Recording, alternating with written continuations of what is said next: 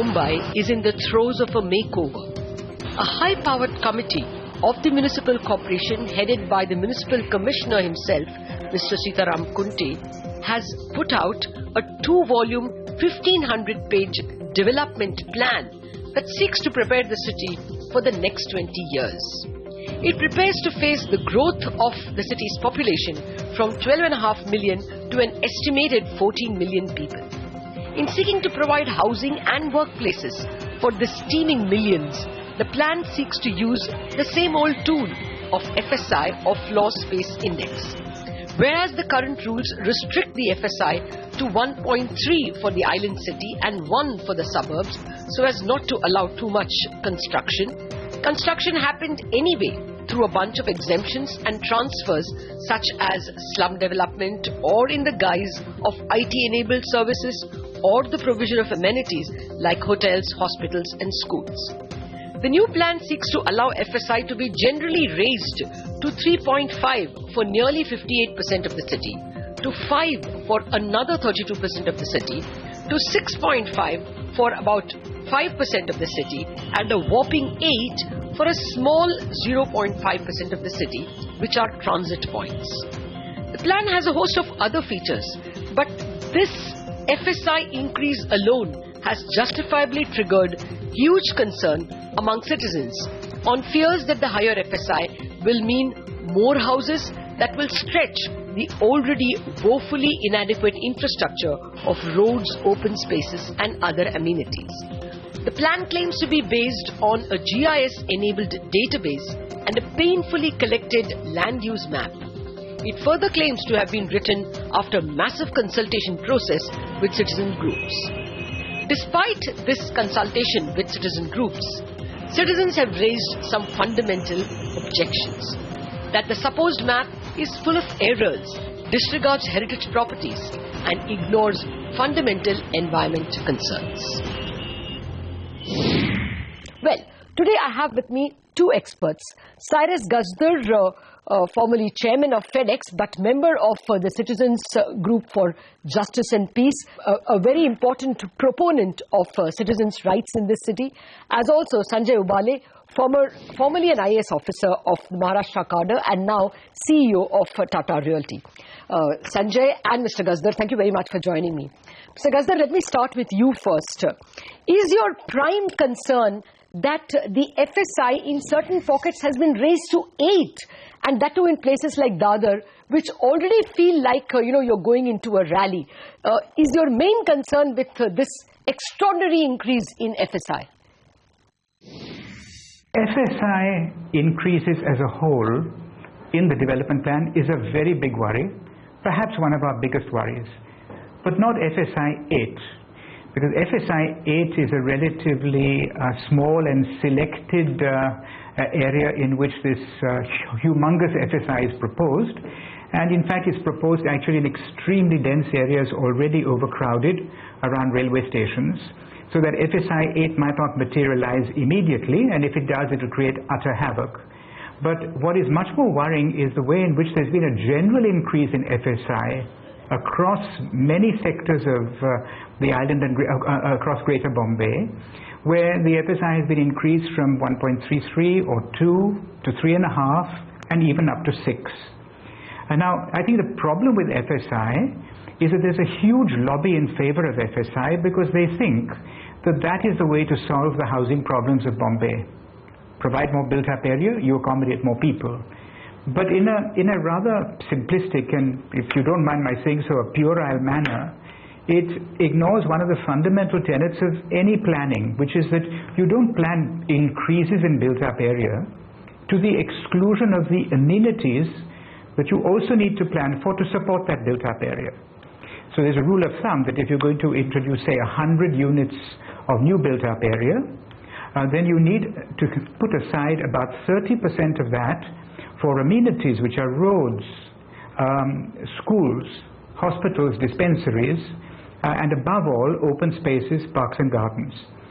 The shocking thing is that if you look at all the amenities across the board, particularly open spaces, seats in schools, beds in hospitals, green areas, they have been further diluted below what the standards are today. So let's take one parameter. Let's take open spaces. It's a general convention that you need about 6 to 10 square meters of open space per person.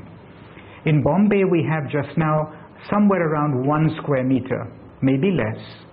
The plan looks at 2 square meters, but the 2 square meters take into account a definition of open spaces that, in my opinion, is also very misleading, because they have included large areas or tracts of land which are not accessible to the public, such as Raj Bhavan, TIFR, the Willingdon Club golf course, and so on. And then if you exclude all of those areas, then we really have diluted the open space standard while we've increased built-up areas. So what exactly is the diluted number?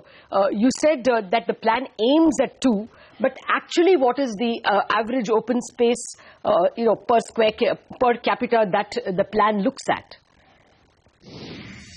It dilutes to, yes, it's a decimal point of 1. And when you consider, they've put 2 square meters as a norm because they found some area, I think in Hong Kong, where they have 2 square meters.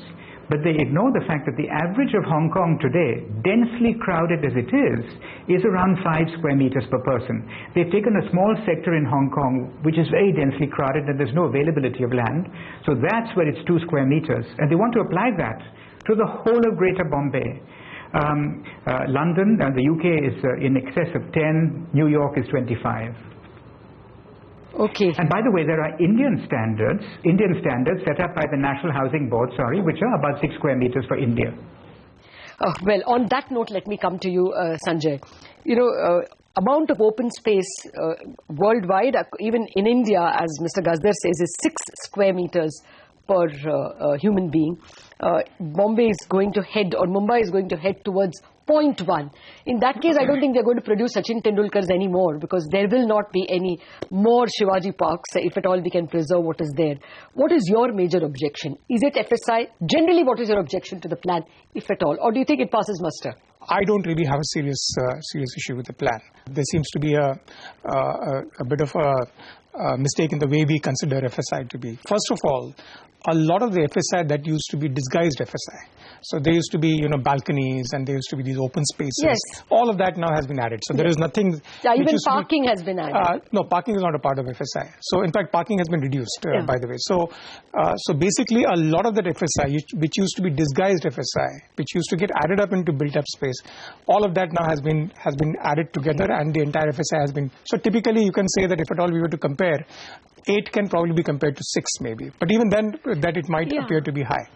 The second thing is that world over, there's something called the transit-oriented development. What it means that wherever there are transit nodes, around the transit nodes, you must have larger concentration of people so that they don't actually spill over into the city. They can actually use the public transport, which is typically. So therefore, if you look at Dadar, the 8 FSI that you're talking about, that 8 FSI is around the railway station, the transit nodes. So it's actually densification of the transit nodes where this increased FSI will happen. But let me also just give you another perspective. I think FSI is really very often it is opposed. But if you look at South Mumbai, for example, South Mumbai used to have an unlimited FSI. Even today, when you have South Mumbai's, if you look at the plan, Nariman Point has an FSI of in excess of 4. Bhindi Bazaar used to have an FSI of 4.5. So FSI, high FSI used to be always the case. But what happened was, in the year 1971, when it was thought at that time that Mumbai's population is becoming too big, FSI was actually brought down to 1.33. And the slumification of Mumbai actually started with that. So I think wherever you have a scarce resource, you have to efficiently use that resource. You have to intensively use that resource in order to optimize its scarcity value. So I think per se, we should probably not be opposed to the increased FSI. Just give me a minute. But what I think you should be you're talking about is that commensurate with the FSI, you must have all the amenities also, which should be in a position to absorb and accommodate that FSI so that people can freely move about. That's a good point. I think that seems to be probably missing in some of those areas. The infrastructure plan, the linkage to increase FSI is probably missing.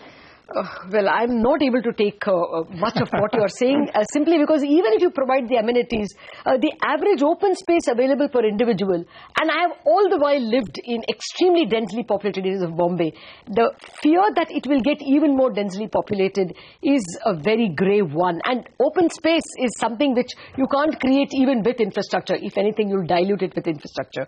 But more on that in a minute. We have Mr. Ghazar Redubali for more questions that the plan throws up. Back in a minute.